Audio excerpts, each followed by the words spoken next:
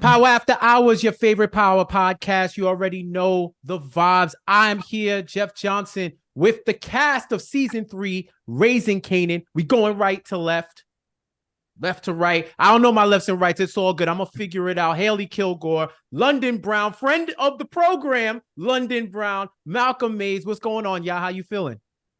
Good. Glad to be here. Good. I'm glad to hear it. Glad to hear it.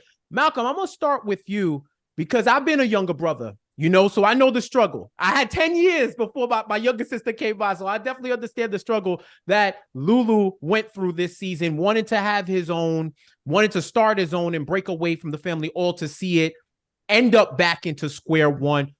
But he still remains loyal. He still stands on business for the family. Why do you think that is the case after everything this character has been through over the past 2 seasons?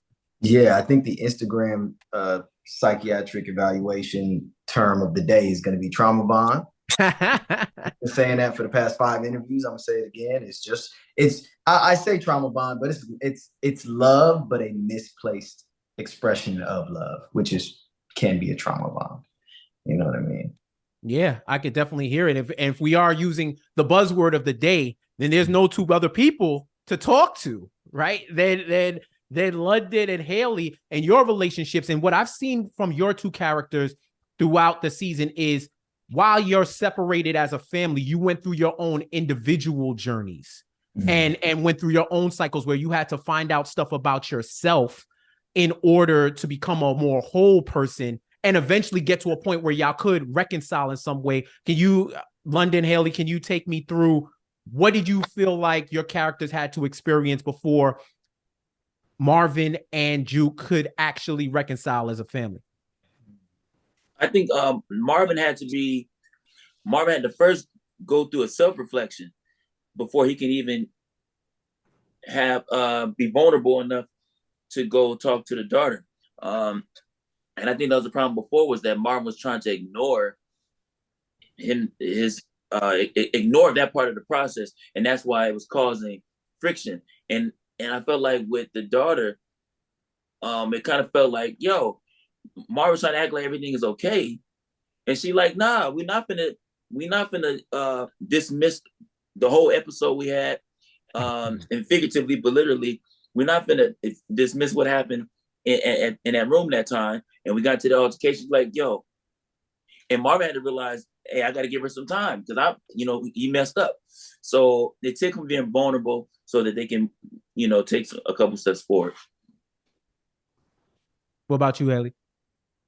Yeah, I think it's exactly that. I think there's also there at the end of season 2, we see her kind of come back, right? And for the first time, I think in their relationship, they start to experience heartbreaks and traumas at the same time in the same environment. And they realize that they can lean on each other in some type of way, maybe not in a trauma bonding way, but it's like they both knew Kenya, right? In one way or another. And now they both kind of got to deal with that in the same house. So little things like that we'll see throughout season 3 really help them to kind of start to forge some kind of relationship. No doubt. I definitely feel that. Now, Raising Kanan, this world is set in 90s era New York City, and Queens itself, you already see what I got in the background. Queens itself is its own character in the show. So as for y'all, what is one part of this era in this borough for Raising Kanan that you're able to connect to in order to portray your character? Malcom, I'll start with you.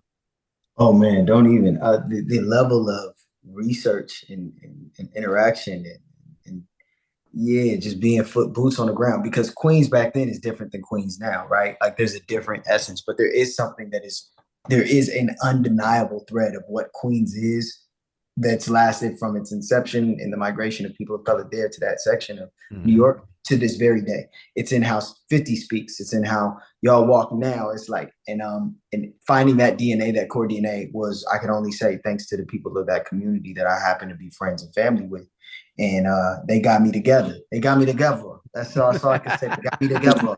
And ever since I've been a real I've been a real Queens nigga. You know what I'm saying? Like I'm honored to that people even let us do this and cosplay essentially their experiences in their home, and we try to do our best by getting it as close to perfectly right as we can.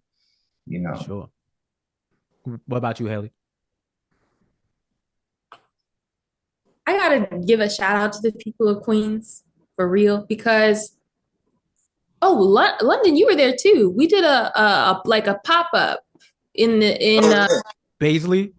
Yeah, in Baisley. And man, we all did so much research as a group and individually as artists, but to be embraced by the community and like people were bringing me food. That's before the show dropped, actually. Yeah. So it's just like that feeling of connection and acceptance and love. Thank y'all for like being patient with us as we get the dialect right, you know, as we get like the dance right of the whole thing. But yeah, just lots of research and especially being embraced by Queens for sure. What about you, London? That was a good memory, because that was like I said, it was before the show dropped, and so I'm sure the response would be a lot different now. Yeah, we went out there, 25 people, and that was Lloyd, whatever it was, and those 25 people came and they showed love and photos.